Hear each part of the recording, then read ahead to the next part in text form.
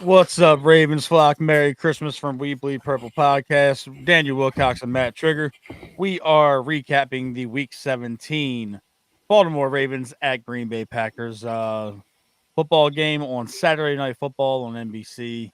Wilcox, before we talk about Big Dog number 22, um, I don't know about you, but that's the most complete football game I think we've played all year, and it just pisses me off that we had to wait until 1 week before the regular season to see this come into fruition. Man, it was great to finally see the coaching staff realize what the fuck they had in the backfield. Like I've been saying this shit all year, Matt. All year Control long. the clock by running the freaking ball. You got one of the best running backs in the NFL, who I still think is top two, top three backs in the NFL right now. And you just have not utilized him the right way all year.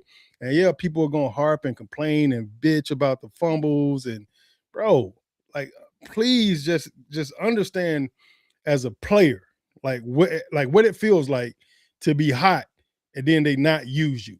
Every game this man don't start it, he's hot the first drive, and they take him out, and they don't let the man play again to the third quarter. The guy ends up with 12 rushes for the whole game. Tonight was a phenomenal game to watch. We controlled the clock. We kept Green Bay off the field, and we ran the ball down their freaking throats all night. And we still didn't get it, Matt. Like the first two drives, two scores, 14 points. You get two turnovers back to back by the defense, and both drives you try to throw the damn ball, and you end up with two field goals. You came out there with 6 points instead of 14. Should have been 28 to damn 7 the first quarter. It's crazy, man. It just blows my mind that you can score two touchdowns the first drive by on 74-yard drive and a 75-yard drive by running 26 the ball. plays. Yeah, by running the ball. And then you get two turnovers, set and change turnover on their side of the field with 35 yards to go score, and your ass decided to start throwing the damn ball. It just blows me away. Blows me away. It's insane, man. If I feel like this entire coaching staff was coaching for their jobs tonight. If it would have went the other way, I don't feel that way. I look, this is getting bad, man. It is. Derrick Henry had 21 carries for 106 yards and 3 touchdowns at the half. In the first half. In the first half. And then they came out and they ran Keaton Mitchell in the second half, the first drive. Like this is comical at this point, man. I don't know how you justify some of these decisions. And just seeing Derrick Henry's stat line at the end of the game. What was it, Matt? What was it? What was the 36 carries? Yes, Lord. 36. 216 yards. Football guards heard me. 4 touchdowns and the game long 30 yards. And he had 2 or 3 runs over 20. Love it. The man is unstoppable. He goes into he took over the game. He did. And let me give somebody their flowers real quick, because we have been on this man for 16 weeks now. Daniel Faalele played his best football game of the entire year tonight. I think he got a girlfriend. He got a girlfriend this week. Somebody did something for that man. He went to the mall, met this really cute little light-skinned girl, and she was like, "Oh, Faalele, you're so handsome, you're so cute." He got him a little bit, and the man played his ass off this week. That man was pulling. He was taking out 2 blockers at once. Hey, he must have met Sunshine from Harlem Nights. Didn't let the quarterback get touched. He's out in the open field making blocks and making plays. Different player. Completely different. Completely different player. The offensive line played their ass off tonight. I don't care how bad their defense is. We've played bad against bad defenses all year long. We have. That offensive line, bravo tonight, because Yes, sir. I agree. Almost 300 yards on the ground between Henry, Mitchell, and Tyler Huntley. Snoop, man, he's invaluable. That man is best backup in the league, baby. And it's close to the one that they played tonight. They're both monster backups. Yeah, I mean, I agree. Tyler Huntley's still the best in the league by my vote. He's a Pro Bowl caliber backup. He's a Pro Bowl caliber player. You know, he's never found the right fit as a starter. You know, but I love him. I never think he should have left Baltimore in the first place. But I do understand the man chasing his dreams and getting a chance to kind of run his own team and his own franchise. You know, but I think him being Lamar's backup, bro, it's like Batman and Robin. You know, shit. Yep. You take it however it comes, and 34 points. Shit, well, I feel like we ain't scored 34 since week 1. We score a whole lot of points when he's the starting quarterback. That's for damn sure. Yeah, fire Harbaugh to win the Super Bowl. You know the crazy thing, Matt. This week has been unbelievable with people talking about coaching for the Ravens. We've been talking about this shit for the last 3 years. Mm-hmm. Now all of a sudden everybody's catching on to coaching, that the coaching is suspect as shit. So it's good to kind of see that we've been ahead of the curve on that all this time. We need you. Shedeur, we need you. Yeah. I want to say something though. Yeah. You have a very long history with the Ravens in terms of playing, working for them, and being involved with them in some form or fashion.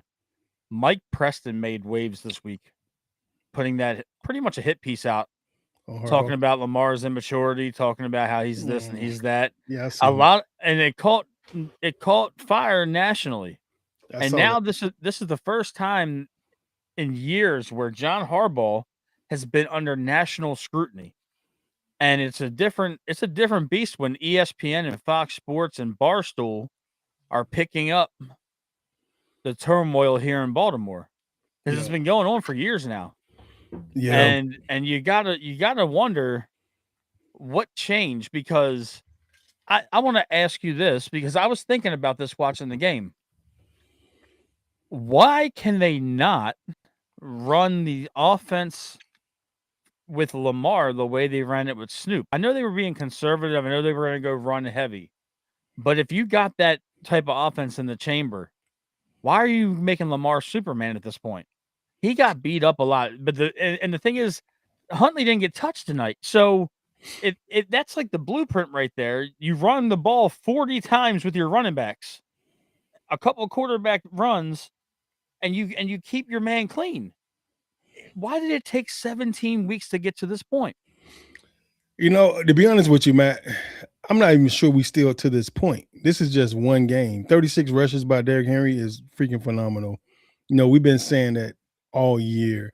I agree. This coaching staff is full of idiots, man. Like, and I hate saying that because I'm a Raven through and through. You know what I mean? But there's something I've been saying has been missing from our game plan week in and week out. And a part of that thing that's been missing is giving the Derrick Henry the ball 25 times or more. And every time we do that, we win games. And Matt, if you could pull up your stats right now, I'm sure the time of possession battle was crazy. I'm sure the time of possession battle was crazy. You know, we had to like dominate the clock. It's crazy. Right now, I'm pulling up the stats. Mm-hmm. I know we killed them in rushing yards per average. We killed them in total rushing yards. We had to dominate the clock, and then we killed them in the turnover battle. The Ravens had the ball for 40 minutes and 16 seconds compared to 19 minutes and 44 seconds. It's only a 60-minute game. They had the ball 3/4 of the time of the game. Another team cannot beat you. I've been saying this has been a recipe for us to win all year. Like controlling the clock and killing the time, that and by running the ball, we got the best running offense in the league for the last 2 years. And you still got Derrick Henry, and to me in his prime, you know, he still got great years of left of running the ball, and we just have not been giving him the ball all year. You know, so now you finally give the man the ball, you control the clock. What happens when you do that, Matt, is the other team don't have time to score. There's no time for you to score. If we get 1 or 2 stops and we score every time, dog, it's hard to beat that team. You know, I just don't understand like why we got to do all these crazy stuff, trick plays and throwing the ball all over the place, man. The Ravens averaged 6 yards a carry and had 307 yards on the ground as a team. Yeah, that's unbelievable, bro. Absolutely unbelievable. And that's how it should be week in and week out. when you got a Derrick Henry on your team and you got an O-line that could actually run block, and then you got a quarterback as dynamic as a Lamar Jackson or a Snoop, and then the receivers and tight ends you have, and they finally put the tackle over. Did you notice that? Yep. I've been saying it all year. Like, I don't know why all year long. They finally put the tackle over, and that helps, man. It just helps. Like, Stanley had a hell of a block on the run by Henry for a touchdown. You know, it was like a seal block on the edge. And man, they put him in the bunch. They had him standing up like he was a tight end. Man, it was phenomenal. But I loved it, man. Three offensive linemen on one side of the ball, and then you took over that side. You let them know we're gonna run. We running the ball at you. We coming to this side, and you're not gonna stop us. And that's the attitude they went into this game with. And I love it, bro. That's the game. That's the game plan we should have had all year long. Great job by Todd Monken. The Ravens ran 74 plays today, and the Packers ran 45. Unbelievable. That right there, unbelievable, is the prime definition of bully ball. I don't know where this has been. I was very, very, very skeptical when Lamar Jackson didn't play today.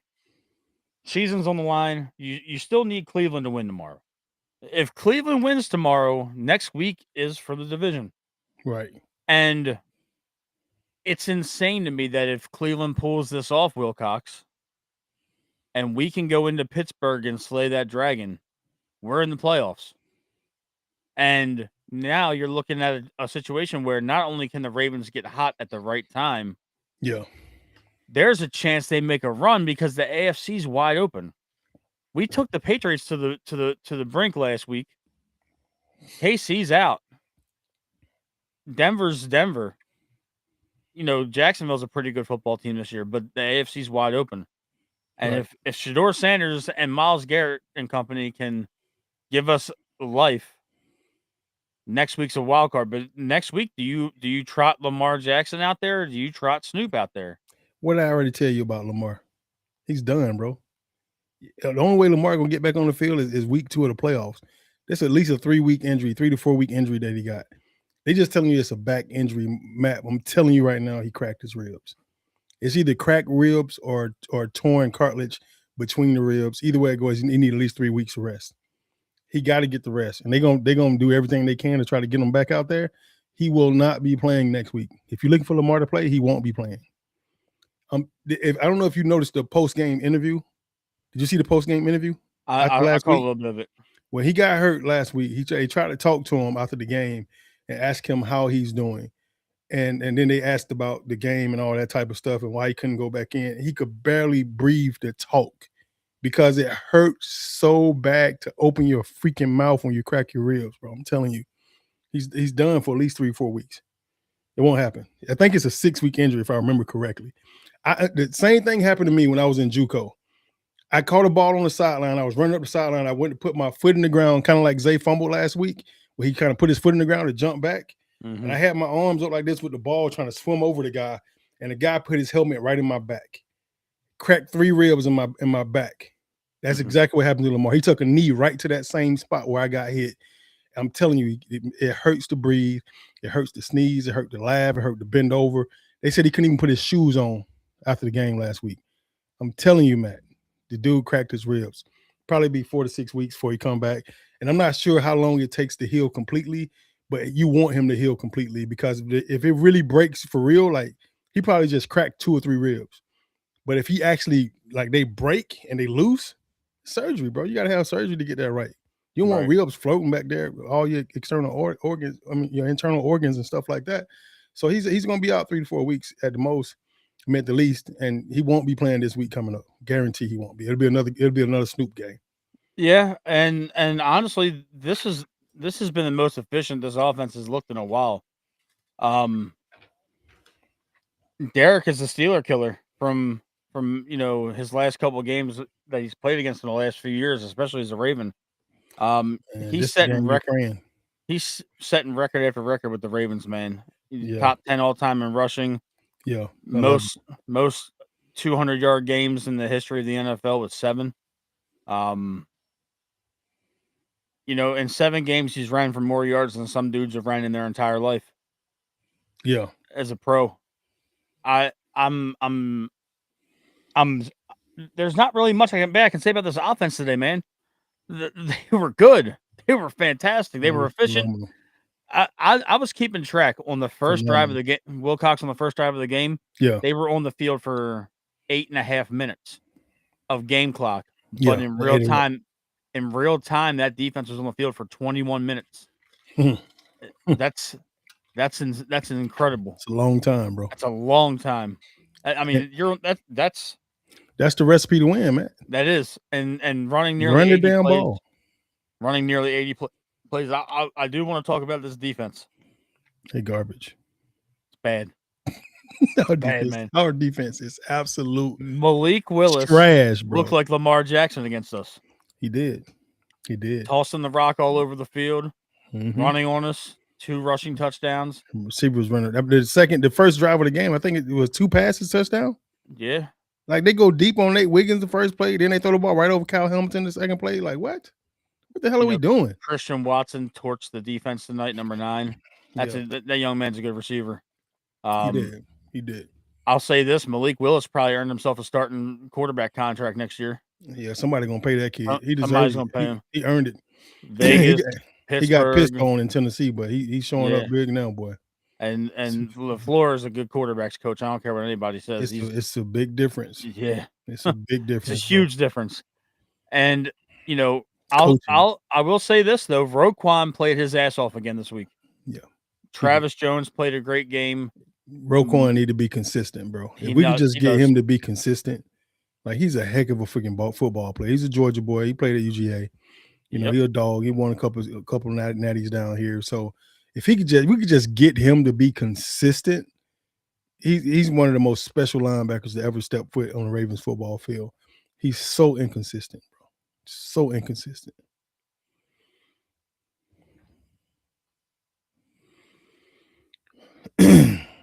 What do you think about that? You can't call a blitz on a play off cover Wiggins. Hold on, what did he say? You can't call a blitz and play off coverage. Yeah. With Wiggins and Humphrey got cooked all game, or doesn't look confident in his play calling abilities. I think this is what I know. You have to put your players in positions where they are not uncomfortable. You have to figure out what their strengths and what their weaknesses are, and you have to play into those. So when you're going to call blitzes, if they play better in bump and run, up close and personal, then those are the type of blitzes you got to call for them. You can't put them in off coverage if they don't feel comfortable playing off. You know, what we do is we go to this cover 4 shell, and then we try to do like a fire zone type thing. And when this cover 4 is designed for you not to get beat deep, and we're still getting beat deep. You know, so that's the thing that's kind of killing me. And it's almost like we're playing like a robber type situation where we're playing underneath at the corner, and the safety is supposed to be over the top, but the safeties never get there. You know, so it was too many situations where the corner was underneath the receiver for a deep ball, and the safety was coming over top late, and there was a catch made. And I just don't understand why we put ourselves in those situations. So, you know, I agree. I mean, you got to put your players in position to make plays, and when you're playing off, you sit in a zone. When you sit in a blitz and you're playing off zone or off man, whatever you're playing, and those guys are sitting back deep like in that quarter shell, they trying to let you catch everything underneath and nothing over top. That's basically just playing safe. And what I'm notoriously known, what the Ravens are notoriously known for, is getting up on you by 2 touchdowns or more, pinning their freaking ears back, and getting after your fucking quarterback. And I just don't see us doing that. You know, when we get 2 touchdowns up on you, we're still playing safe the entire game. You know, we rush 4, we rush 5, we lose and contain like crazy. Nobody's holding their lanes, nobody's staying where they're supposed to be, nobody being disciplined. Guys are spinning inside, giving up contain, and he just running around the edge. You had 3 guys. You had 3 guys bite on a read option. You had 2 guys that should have stayed outside, and Willis read options it, pulls it, and runs around the corner twice for a touchdown. And the second time he baited Marlon Humphrey. Yeah, Humphrey gave up the entire sideline. Yeah, twice. I just don't understand. Like, somebody got to stay outside. If nobody's keeping contained, hell, he gonna run outside all day long. I just don't. You know, you're playing against a quarterback that can run.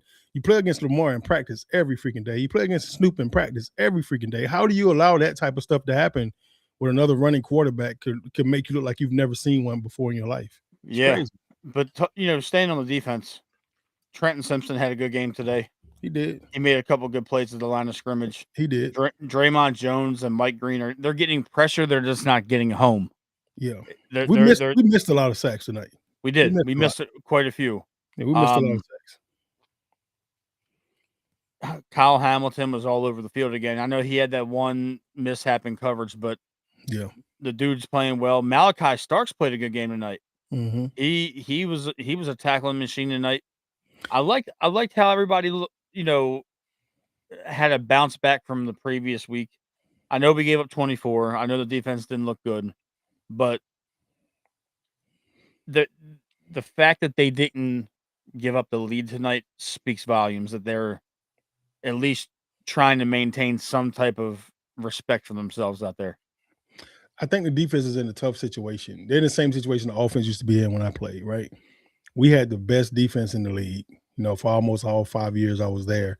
And we had to not turn the ball over on offense, not lose the game. We were just in a situation, not just play it safe on offense.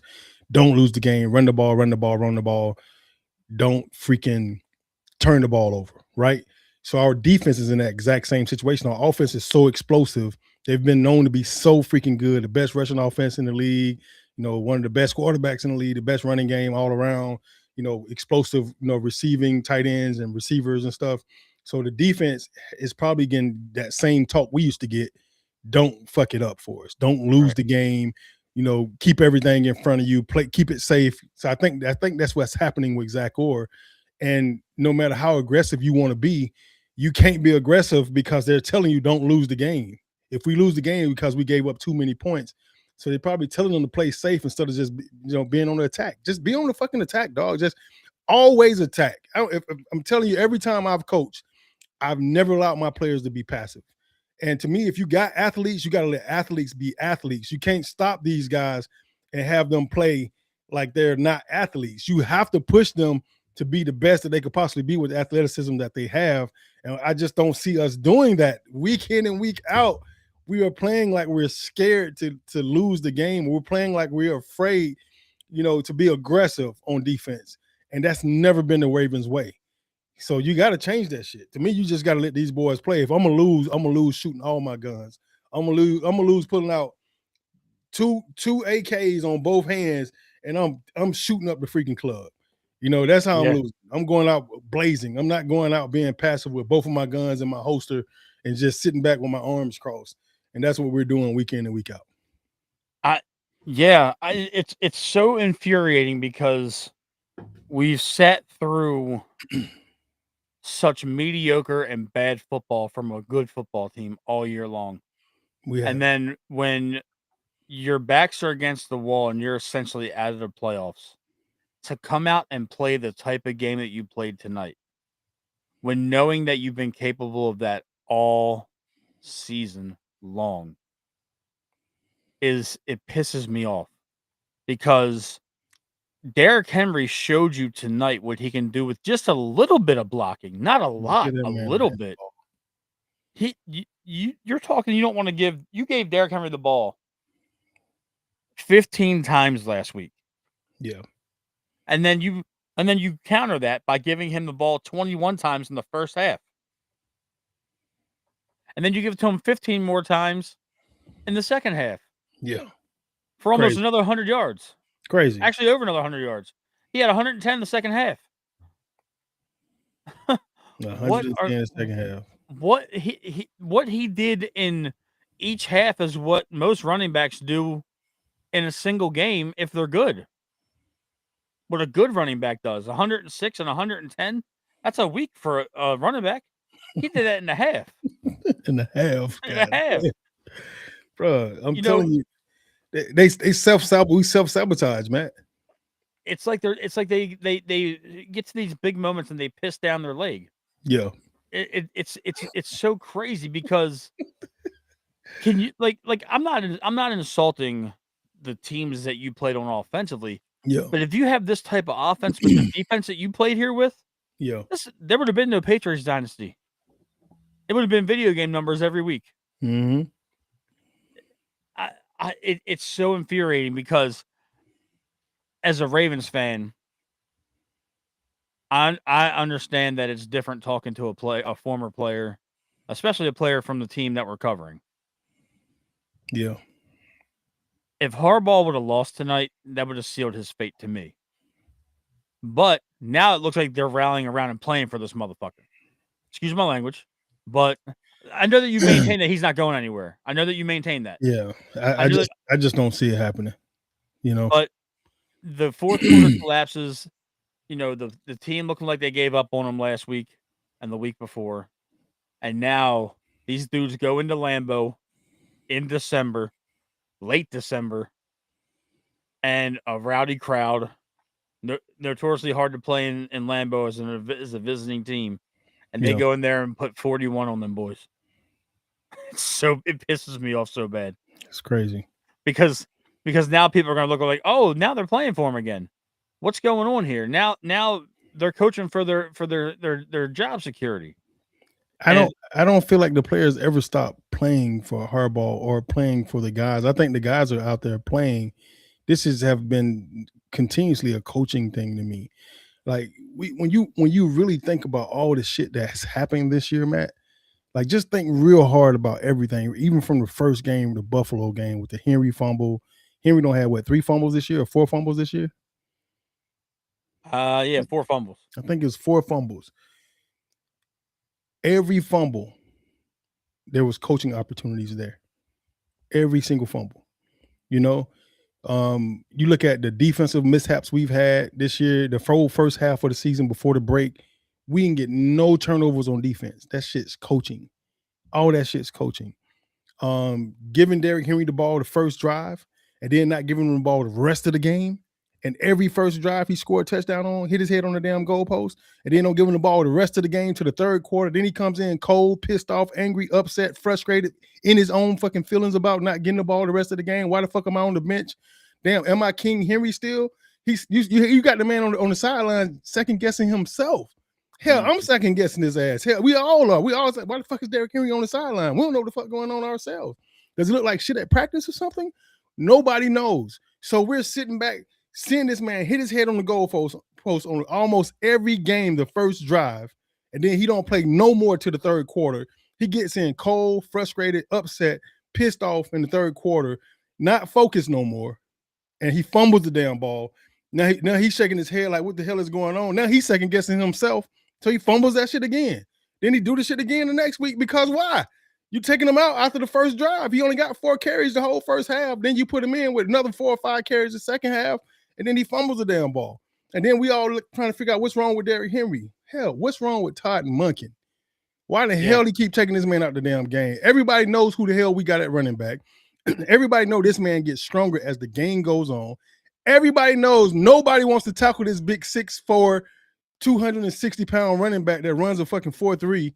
Nobody wants to get in their way and tackle him, but we still don't get a man the ball. Then we all scratching our heads. Why is he fumbling? Because he's second guessing him damn self, and that's human nature. It's human nature to do it. And then he make a couple mistakes, and even Zay fumbles, Isaiah Likely fumbles, Mark Andrews fumbles. They all coaching, dog. All that shit's coaching. Coaching. While we're on Derrick Henry, the stiff arm to 24. That shit was nasty. Welcome back. That man threw 24 about 6 yards in the air. It seemed like he didn't fall on his ass, but when I saw Derrick Henry, when I saw the play, I saw Henry hitting the sideline, and then I saw 24 pursuing. I'm like, okay. When he squared his shoulder, I was like, oh shit, he's either gonna truck him or he's gonna throw him. And when you see him just load that stiff arm, and that man goes flying, I'm like, oh my god, club, boy, he got tossed out the club like Jazz. That's embarrassing. He's embarrassed so many. He embarrassed Earl Thomas, Josh Norman, Patrick Queen. He's embarrassed so many people. Like this, they actively like let him run by them and then try to ankle bite him. That's what they do. They don't want to hit they don't want to hit that man. They don't. He looked like Uncle Phil tossing Jazz out on Fresh Prince of Bel-Air. You know what I'm saying? Like he threw his They ass straight out the club. did Man. not want any of that, man. They did not want any part of that, man. I don't blame him. The man got an arm. He got a 7-foot wingspan. It is just, guys out the club. it's disgusting. It's just it's disgusting how well they played, and it's like we should be talking about a first round bye. We should be talking about resting all the starters next week. Yeah, we ain't talking about none of that right now. You might well drop that shit. That shit been long gone, Matt. Dog, we just became 8-8 tonight. Right. 8-8. This team is an 8-8 team, dog. No, it's disheartening. It's disheartening. It's a total letdown to the city of Baltimore. It's a total letdown to these players, man. You know, I feel like the coaching staff been on vacation all year. Shit. Yeah, it's almost like they didn't wake up until they realized that shit was really drastic. This is drastic. This is what happens when the Ravens are put in a pressure situation where if you lose, you're definitely not going to the playoffs. Now Cleveland's got to win tomorrow. Right. We got to play Cleveland plays their best game of the year tomorrow. Yeah, but it's our fault though, right? You know, all this shit is our fault, bro. Like our season should not be hanging on what Pittsburgh and Cleveland does. Right. The fact that it's hanging on what Pittsburgh and Cleveland does, we don't deserve to go to the playoffs. We got to figure this shit. You're absolutely right. And when we get to the playoffs, I don't know if we're gonna be ready. You know, I at one point I was thinking like, you know what, man, maybe we need to have these losses so we can get our shit in gear. You know, the last couple of years we've been winning so much. We get to the playoffs, all guys have been rested before we get there. They don't get a break. They get these long ass breaks, and then they got to go play a game, and then you lose in the first round, then you lose in the AFC. You know what I'm saying? Like, I'm like, you know what? Maybe we needed to get all these losses out the way. But hell, I didn't think we was gonna get 8 of them. At no point in time this season, I thought we was gonna have 8 losses around this time of the year, and we have not played Raven football all year. You know, both sides of the ball could be really good on this team. You know, and I still don't feel like we are coaching to the best of our ability, but at least tonight, I felt like we put together an offensive game plan that was solid. You know, I really did. I felt like they schemed up Green Bay. They did a phenomenal job of scheming them up. They threw some wrinkles in there that ain't nobody seen from the Ravens all year, you know, and they did a great job of putting Snoop in a position to have a chance to win this game for us. And I can respect that. Yeah, and not only that, it seems like the offensive coaching staff, somebody got in Zay Flowers' ear, man. He didn't run backwards one time. Yeah, he did. He still did a little bit too much juking though. So yeah, a little bit too much, you know. But he got first downs when it mattered. He caught the touchdown pass. That was a beautiful move. The way he contorted his body to cross the goal line. Yeah, I thought he dropped it for a second. I'm like, oh fuck. Like, yeah, I love the way we played tonight. We played an excellent game. You know, Mark Andrews got open when it mattered. He was over reliable in the first couple drives. Isaiah likely saw a couple passes. Bateman got the ball. They threw to Hopkins. I think one of them was an incomplete pass, but it was. You know, I can't complain about the way the offense played today. There's nothing bad to say. It was the first time I heard the commentator say all year that Derrick Henry was the best player on the field. Yeah, that's crazy to me. It's December 27th. It's the first time we heard it all year. That's crazy to me. Like, they literally said tonight for the first time all year that Derrick Henry is the best player on the field. And he should be the best player on the field week in and week out. And y'all all heard this. Every person out there in the chat right now, everybody that's watching live, you heard Harbaugh say all last year, we did not bring him here to give him the ball 30 times a game. Tonight, they gave him 30 times a game. The dude had 200 yards rushing, 4 touchdowns for you to win the game. 40 minutes of possession on offense. 40 minutes of offensive possession. And they did not want to hit him by the second quarter. By the second quarter, nobody wanted to hit 22. They was ducking and dodging, making business decisions all over the damn field. Somebody on Twitter, that's funny that Market Maven mentioned that. They said that Gap 2 Snoop was got the new teeth in. Was crazy, and then he got the veneers, and now all of a sudden he's balling. Miami changed his life. Miami would do it too, but go get them veneers put in. But you know Snoop from Florida anyway, though. He's a Florida boy. All of them are. It's like everybody on our offense is Florida boys. Look, Harbaugh should be fired immediately. So look, man, everybody been talking about Harbaugh being fired, And I even heard a couple guys talking about him needing to have a new, fresh start.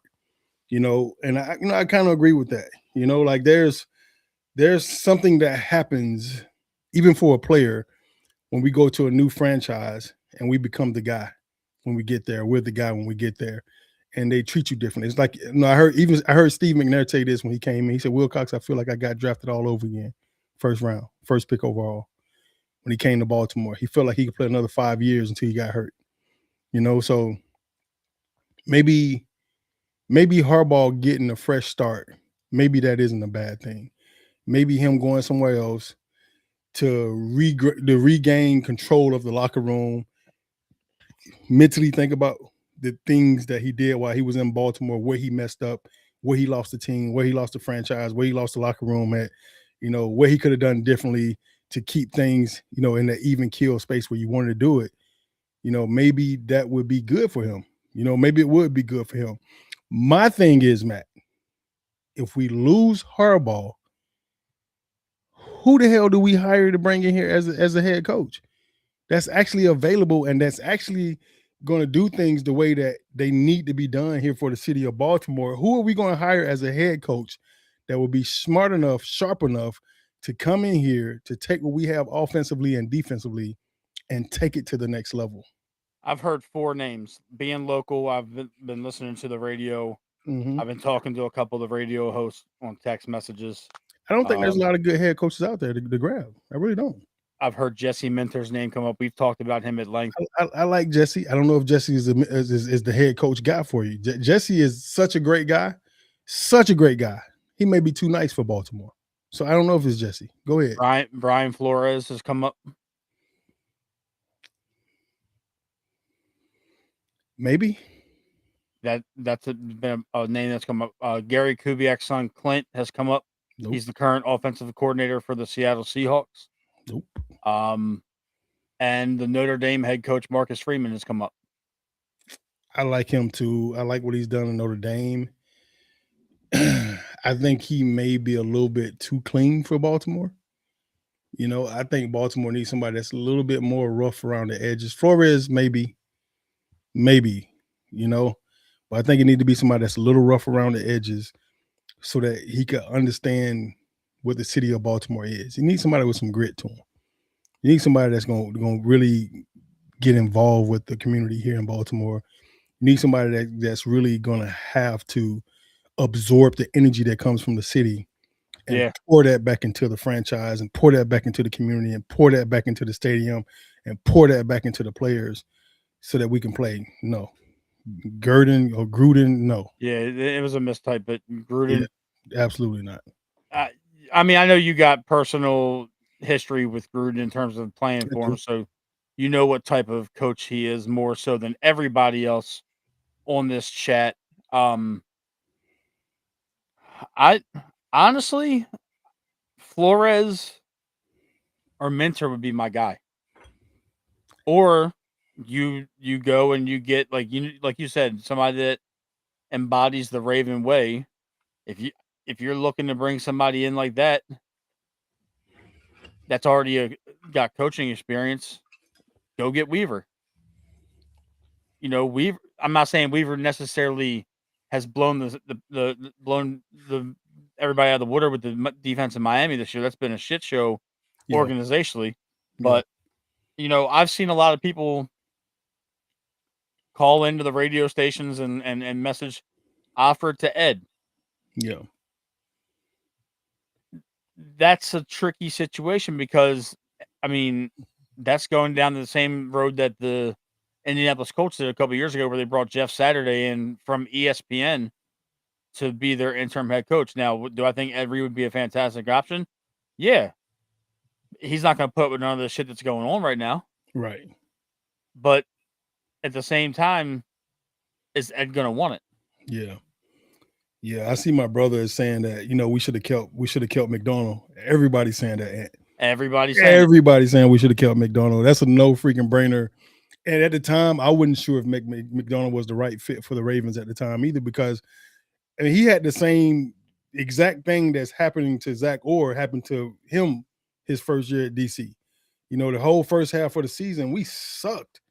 Yeah. defense. And then all of a sudden something clicked, and then we was balling the rest of the end of the year, and then we still end up losing, I think, that year in the AFC Championship, and then he leaves and go to Seattle and turns the whole freaking program around. I would have never guessed that shit.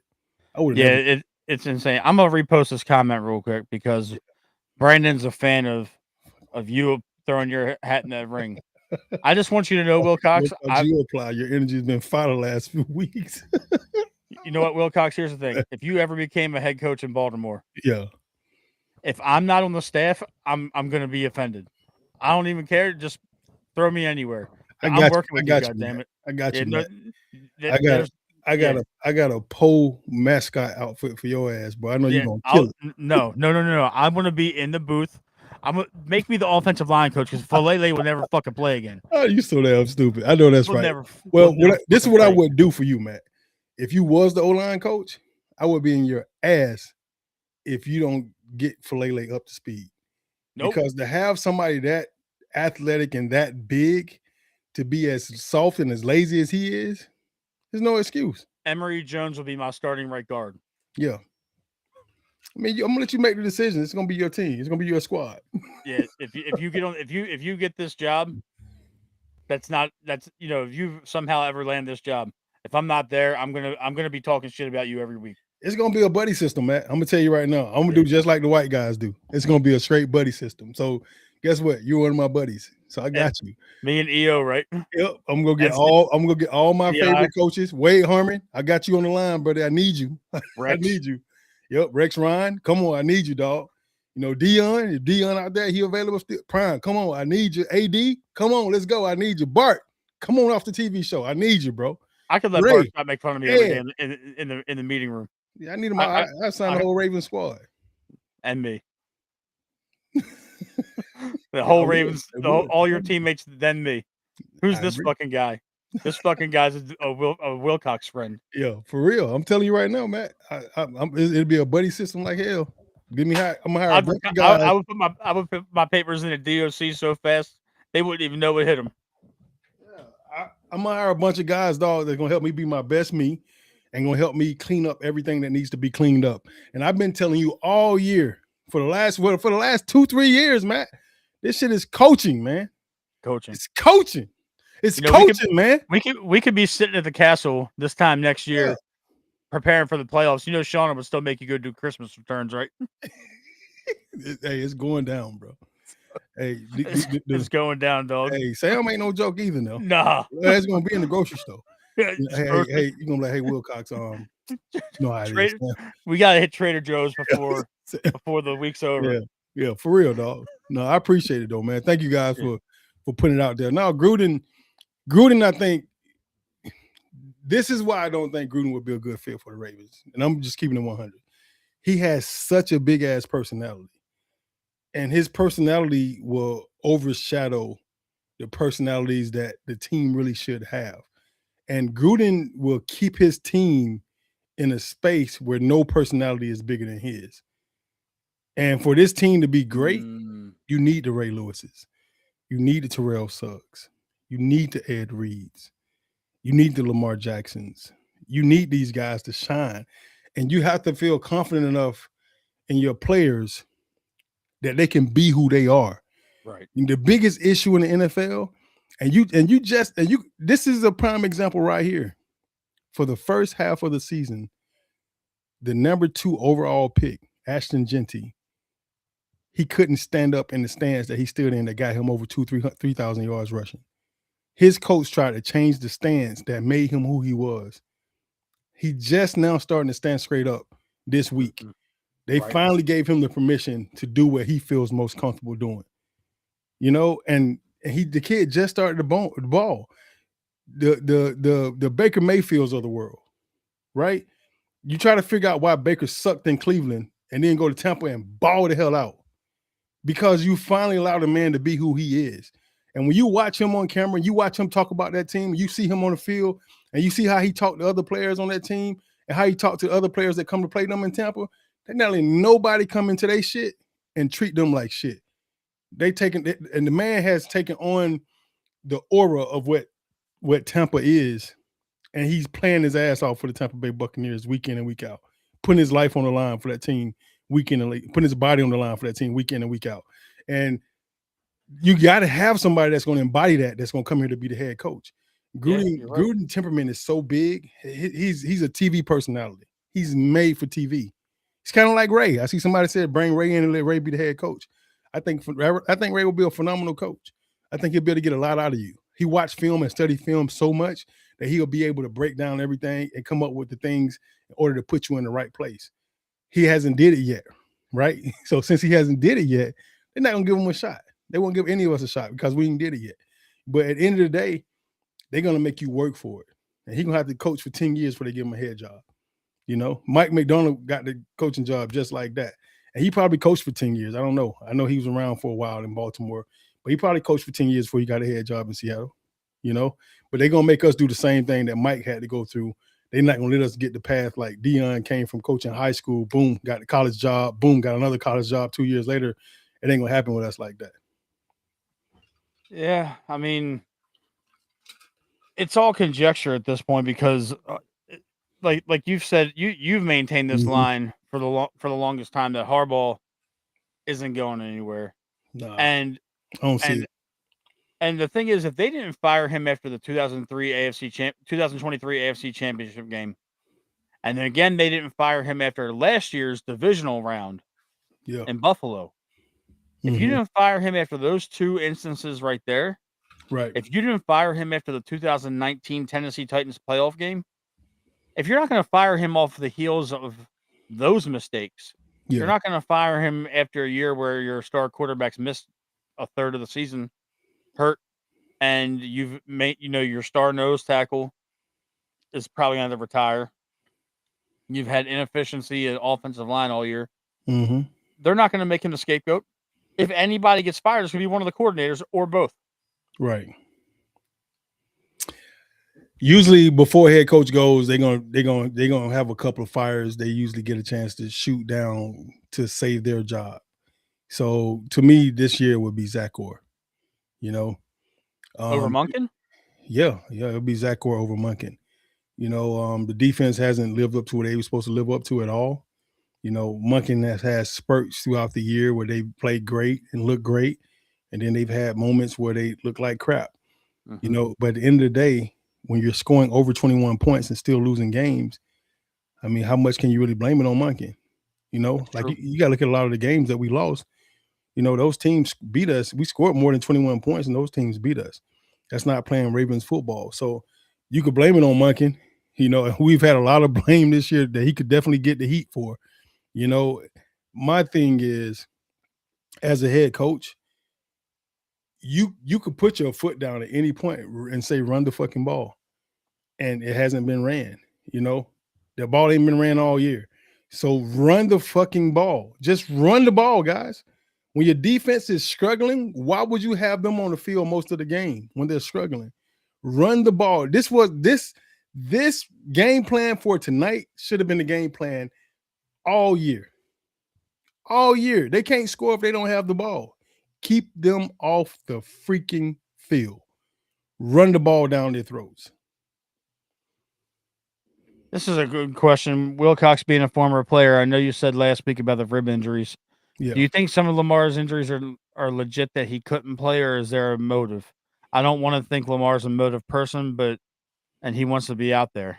No, Lamar, there's not a player in this league, man, that wouldn't freaking die and put their damn life on the line to go play this game.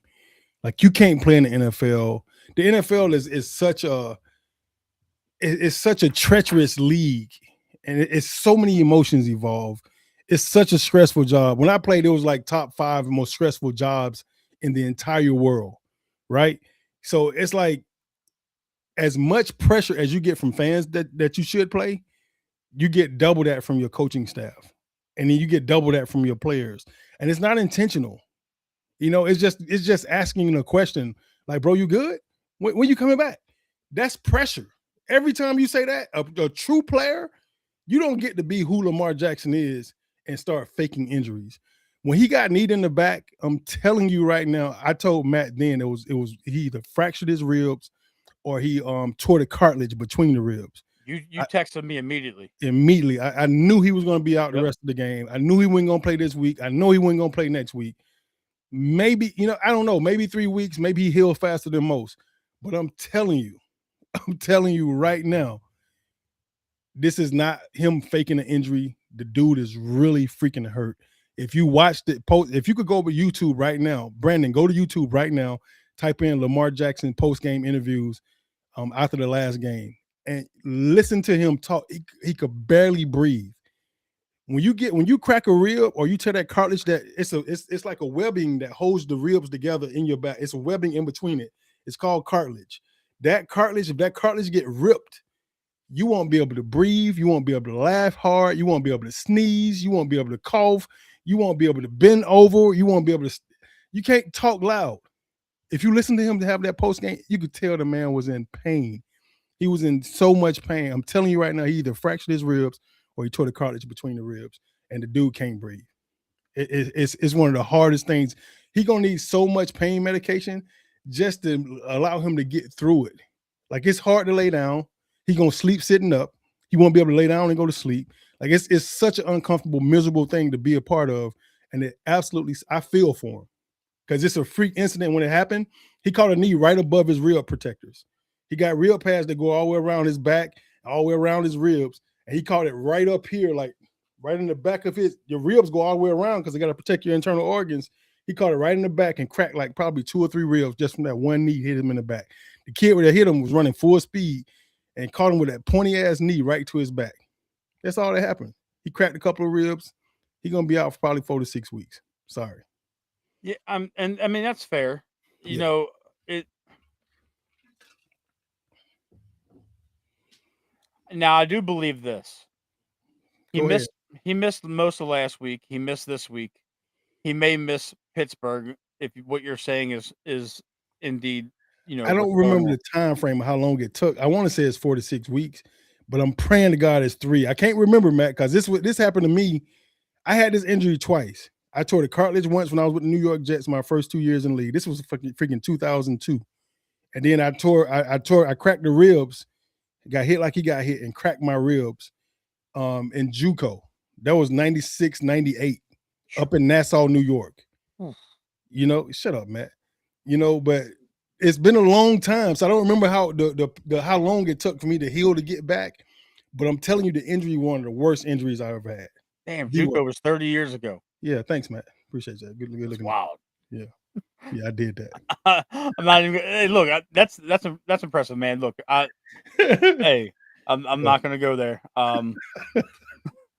But one thing I will say about this whole topic, the Ravens, if Cleveland takes care of business tomorrow, and we beat Pittsburgh next week, right, 100% Lamar Jackson suits up for the first playoff game. I don't think he's back for first week. I do. So how we got? So we got who we got this next week? Pittsburgh, and then that's it. We got a week. We got to go play the very next week. Nah, he ain't gonna make it. I don't think he's gonna make it, bro. So you think Snoop's get the? It's only been 1 week right now for the injury. Yeah. So that'll be basically in 2 more, and basically next week could be 2. You're right. So you're looking at the second week of January. I don't think he's gonna make it. That's fair. I mean, that's a fair assessment.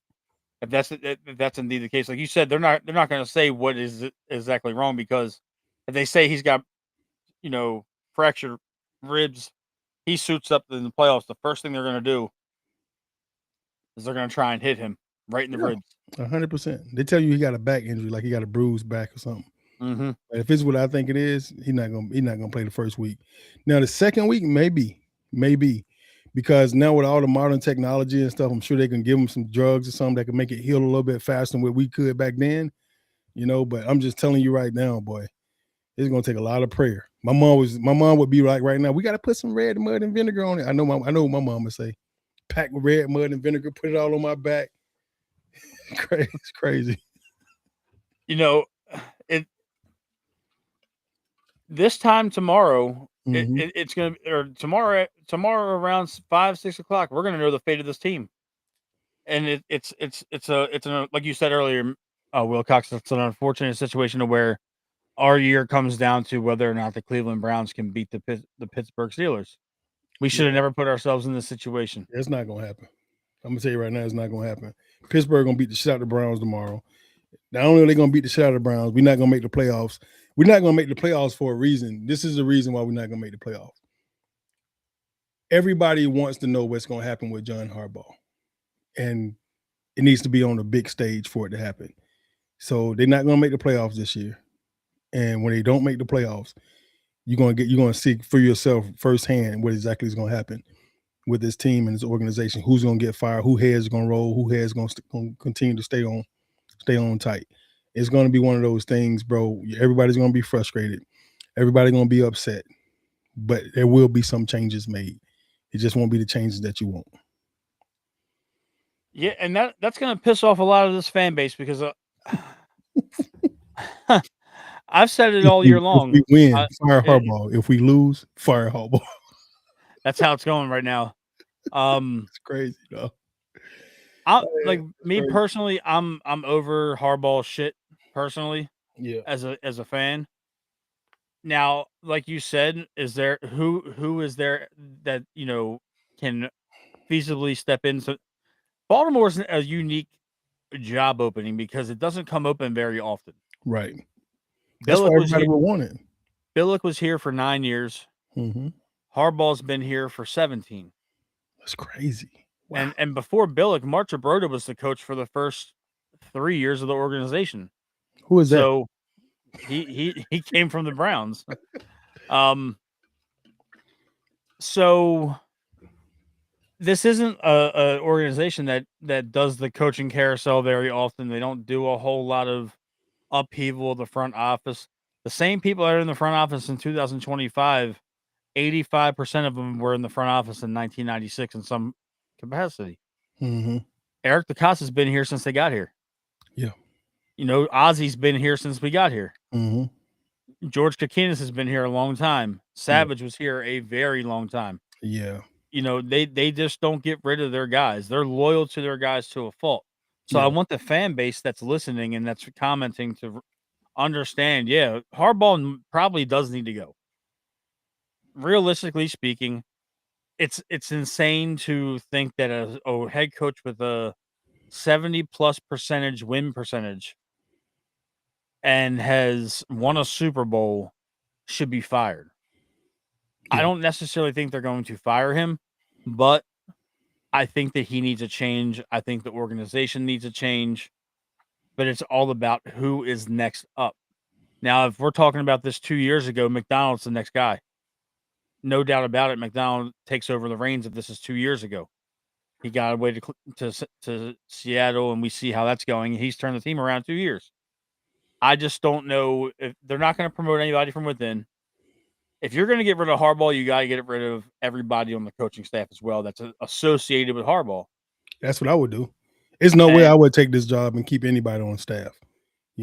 I would be trying to get anybody that's even close to the staff. I'm trying to remove. I'm removing secondaries and everything. Everybody except Val. I love Val. That's my dog.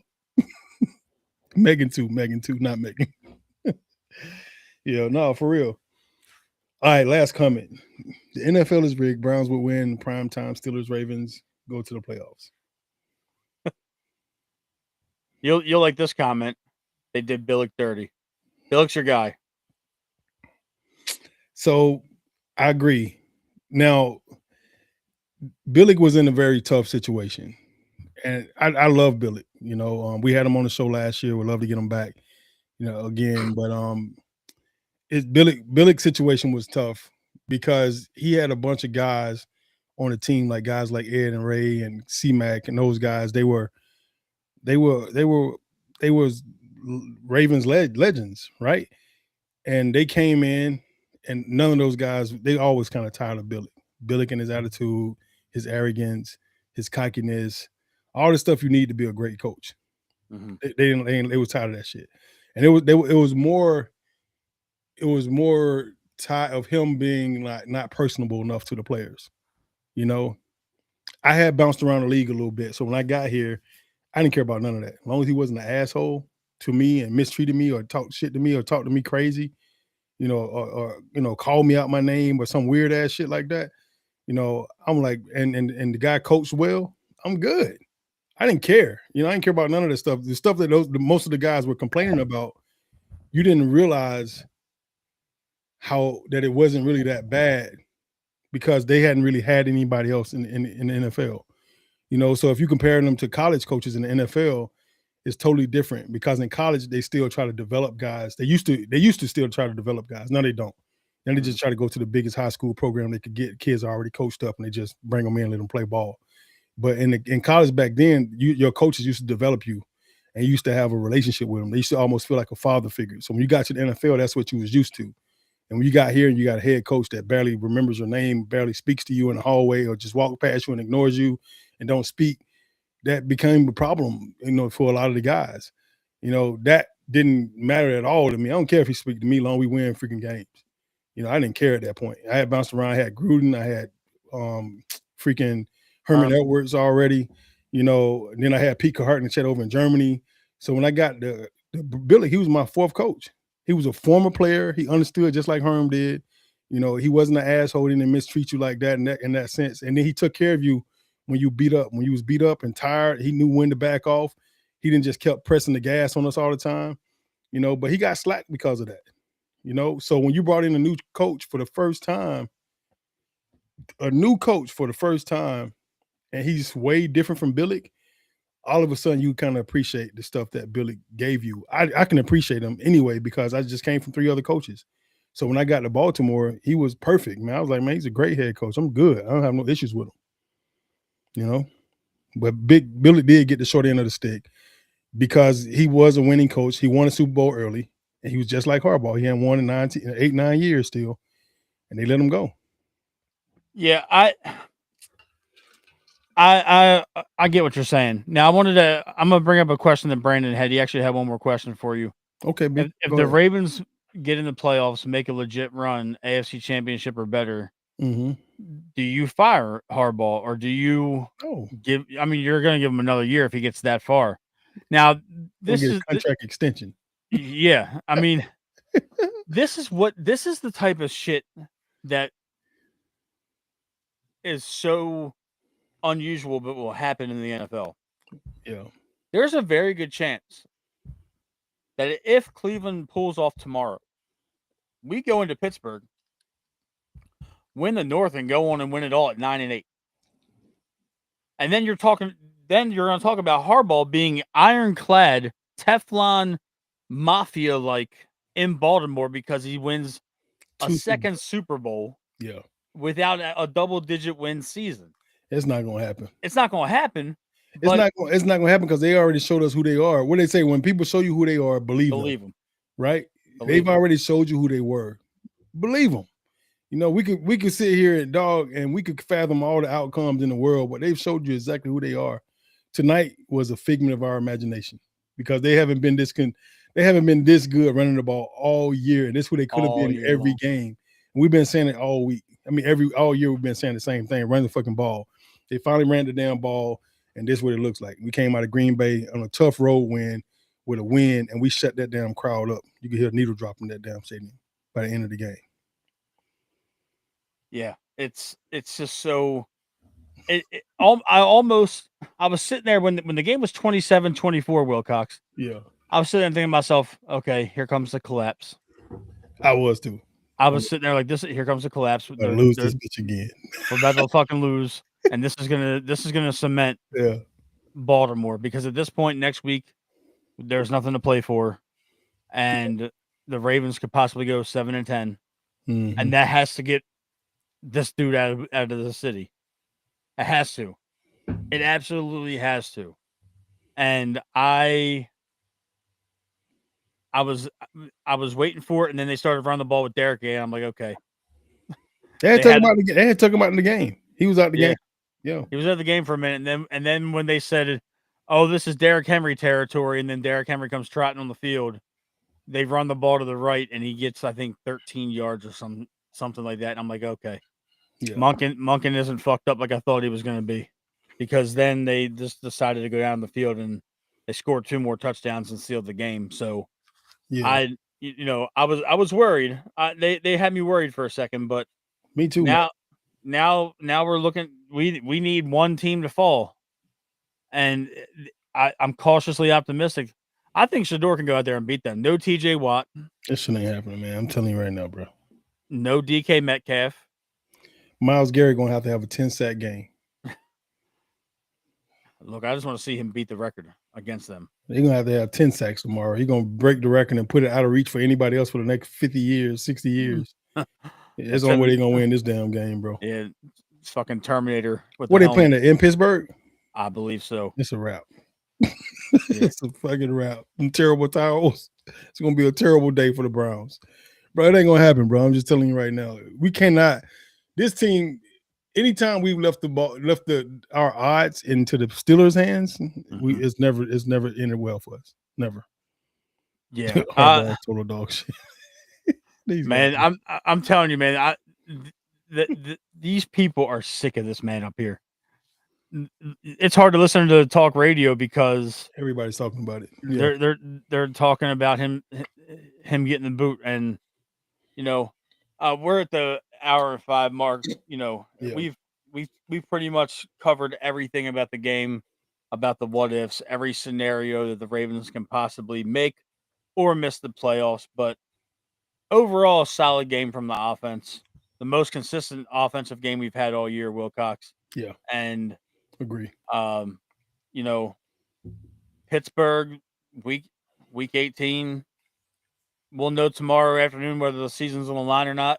And we could be sitting here next week talking about the Ravens making it to the number 4 seed, or we can just be talking about whose heads are going to roll on that Monday. So that'll do it for this episode of We Bleed Purple Podcast. I want to thank everybody for interacting, everybody for joining and tuning in after the late night game. I know nobody's really got to get up for work tomorrow. It's, being a Saturday. I love these Saturday night games, man. Yeah. There's no pressure to condense a show because we got to get up for work the next morning. Right. But I think we should hire Joe Flacco as the next OC. I would love that. I would love that. Joe Flacco and Troy Smith. Troy Smith is quarterback coach. I would like to see Flacco coach because he's awkward as shit around his kids and just around people in general. Can you imagine people making him stand at the podium every Tuesday to talk to the media? Yeah, I could imagine that. It'd be very dry. It'd be like a Bill Belichick type thing before it's all said and done. What are you going to do on Sunday, Joe? We're going to run the ball and we're going to throw. Guys, I mean, it's not hard to figure out. It's football. You're just going to play football. We're just going to toss the ball around the field and we're going to go out there and have fun. Real talk. I mean, realistically, nobody would think Joe would give the media much. The man signed a $100 million contract, and he went and got chicken nuggets as a celebration. Like, what are we talking about? Man like chicken. Man like chicken nuggets. Let me say this one thing before we get off, Matt. So I want everybody to hear this because we said this in the very first part of the show, and a lot of guys might have missed it. So Todd Monken, the OC for the Ravens, have showed you exactly who he is, right? He the first drive, 74 yard drive, ran the ball extremely well the whole first drive. Derrick Henry touchdown. Second drive, 75-yard drive. Derrick Henry ran the ball all the way down the field. Another Derrick Henry touchdown. Third drive was a turnover by our defense. Our defense picked the ball off. We got the ball on the 35-yard line going in. Immediately started throwing the ball. Did not run the ball the way we should have. Field goal. Fourth drive. Same thing. Another great turnover by our defense. Got the ball on the short field. I think 40-yard going in. Tried to throw the ball again. Ended up with another field goal. So two drives off ended up with field goals. We tried to throw the ball both drives. Two drives. We ran the ball almost every single play. And we scored 2 touchdowns. And the first 2 drive was a 2 touchdown drive. Second 2 drives was freaking 2 field goal drive. Yeah, I like Tyler Hoop kicking field goals. But when we can score touchdowns, why in the hell did we put ourselves in a situation where we're kicking field goals? If it's not broke, why are we trying to fix it? Like if you run the ball the first 2 drives and you're successful and they didn't stop you, why would you go to something else and not stick with what got you the first 2 touchdowns? Why not go up by 28 versus going up by 17? Yeah. That's all I'm saying. I mean, you do that, and that's a 60-point night. 60-point night, man. Like it was no reason to throw the ball. You had to throw the ball all night if you didn't have to. Just run that shit 80 times, every 80 times a damn game if you have to. Like make them stop you. If they ain't stopped you, why are you switching it up? Yep. Get them thinking you're gonna run the ball every play, and No then mercy. throw that shit over their heads. No mercy. That's all I'm saying, bro. Yeah, but I agree with you. But that'll do it for this week. We'll be back for the Pittsburgh Steelers preview show at some point midweek, as long as our wives say it's okay. As long as they let us play, you know what I'm saying? So yeah, I got you. I got you. Oh man, yeah, but make sure everybody you like and subscribe and turn on your notifications for We Bleed Purple podcast. Yes. Please go to YouTube. Yeah, please go to YouTube. We're on Instagram. We're on Twitter. Type in We Bleed Purple podcast. You can find us on our socials right here on the screen. And that'll do it for this show. Wilcox, let's go ahead and wrap this baby up. Bird Gang out. Appreciate you guys. Thanks for tuning in.